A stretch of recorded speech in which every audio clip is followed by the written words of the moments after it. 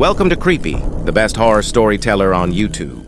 The flickering light of the television cast an eerie glow on 10-year-old Emily's face.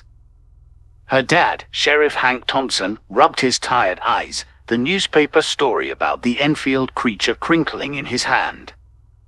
He glanced at Emily, a spark of worry igniting in his chest. "Seems like some folks in Illinois are having a rough time," he mumbled, the gruffness in his voice a shield against the unease creeping in. Emily, usually glued to cartoons, couldn't tear her gaze from the distorted shadows dancing on the wall.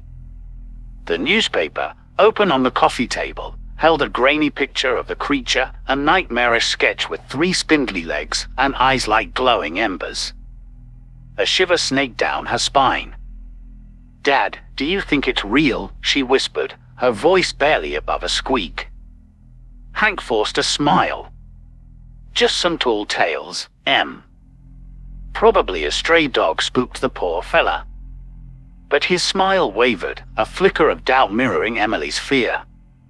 Enfield wasn't that far from their small town of Harmony Springs, a quiet place where the biggest mysteries usually involved Mrs. Peabody's prize-winning pumpkins. The next morning, the unease hung heavy in the air. As Hank drove to the station, whispers of Enfield Monster followed him like a bad smell. At the station, Deputy Wilson, a man whose enthusiasm rivaled the squeak of his cowboy boots, greeted him with a wide grin. "Morning, Sheriff. Heard something strange happened down in Illinois?" Hank sighed, the newspaper clipping already making the rounds. He spent the day fielding calls from panicky residents, some claiming to see strange lights, others swearing they heard unearthly howls in the night. By nightfall, a tense calm had settled over Harmony Springs. Emily, refusing to be alone, clung to her dad like a shadow.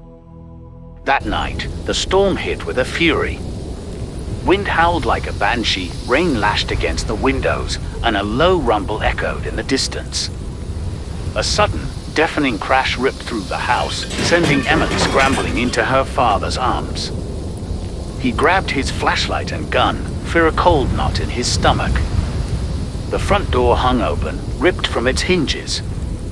Scratches, unlike anything Hank had ever seen, marred the doorway. A stench, metallic and foul, filled the air. Following the trail of destruction, Hank found himself in the backyard. The storm had uprooted the old oak tree, its branches strewn across the yard. And beneath them, bathed in the harsh beam of his flashlight, lay a sight that froze his blood. It was humanoid, vaguely, about the size of a child, but grotesquely misshapen. 3 clawed legs twitched feebly, and 2 glowing eyes, cold and emotionless, stared back at him. Its body, covered in a mat of matted fur, pulsated with an unnatural light. A wave of nausea washed over Hank. This thing was no stray dog. It was the creature from the newspaper, ripped straight from the pages of his worst nightmare. Suddenly, the creature let out a high-pitched screech, a sound that sent shivers down Hank's spine. Then, with an inhuman agility, it darted away, disappearing into the storm-ravaged woods. Panic surged through Hank. He had to warn the town. Back at the station, the phone lines were jammed. Fear had turned Harmony Springs into a cacophony of shouts and sirens. Hank grabbed the loudspeaker and his voice boomed across the deserted streets. "Attention, citizens of Harmony Springs. We have a situation. Stay indoors, lock your doors, and do not, under any circumstances, go outside." The next few days were a blur of fear and frantic activity.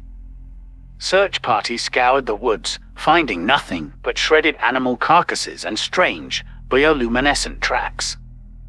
The government arrived, men in black suits asking questions Hank couldn't answer.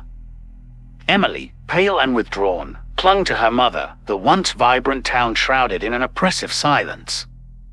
One morning, a haggard-looking scientist approached Hank. "Sheriff," he said, his voice grave, "we believe these creatures are extraterrestrial." They feed on fear, and the more afraid people are, the stronger they become. A cold dread gripped Hank.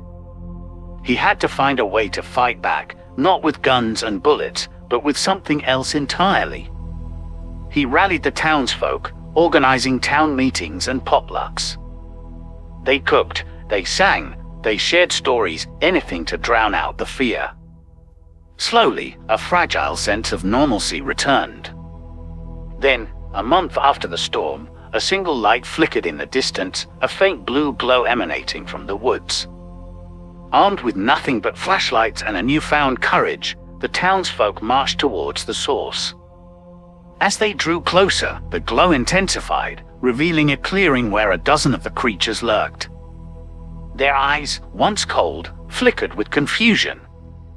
The townspeople, instead of screaming, began to sing. They sang old folk songs, hymns, and even the slightly off-key rendition of Happy Birthday that usually accompanied Mrs. Peabody's prize pumpkins. The creatures recoiled, the blue light around them dimming. They hissed and screeched, the sound devoid of the terrifying power it once held. Then, as if a switch had been flipped, they vanished, leaving behind only an unsettling silence. News of Harmony Springs' victory spread like wildfire. They became a beacon of hope, a testament to the power of courage and community. Emily, her eyes shining with a newfound confidence, stood beside her father as reporters swarmed the town. "We showed them," she said, her voice small but firm. "Fear is their weapon, but together we can be stronger." The creatures were never seen again, but the memory of them lingered. Harmony Springs rebuilt, the scars of fear replaced by an unbreakable bond. Every year, on the anniversary of the storm, they held a town festival, filled with laughter, music, and an extra helping of Mrs. Peabody's prize-winning pumpkins. It was a reminder that even in the darkest of nights, a little bit of light, and a whole lot of courage could chase away the monsters. Thank you for watching. Please like, share, and subscribe for more similar horror stories.